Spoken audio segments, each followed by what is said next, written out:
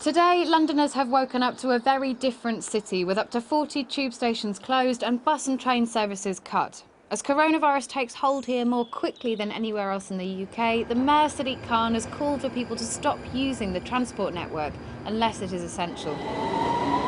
Now, ministers and officials are considering plans to go further. They could restrict use of public transport for everyone except key workers and close most shops here to curb the spread of the virus.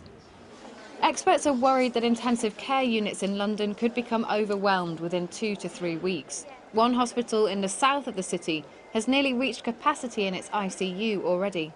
Because London is ahead of the rest of the country by a couple of weeks or so, then I think there is an argument for putting measures in place in London more rapidly than elsewhere, but to be putting the same measures in place elsewhere will still be beneficial elsewhere and will still save cases elsewhere. So if you're going to do it, there's a strong argument for doing it everywhere at the same time.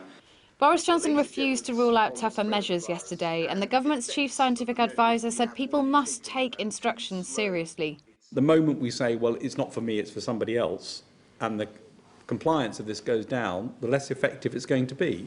So when we don't adhere to this, we're actually putting lots of people at risk. We're putting those sickest patients at risk. And so it's crucial that this isn't taken as soft advice. Ministers have vowed to do whatever it takes to beat this virus.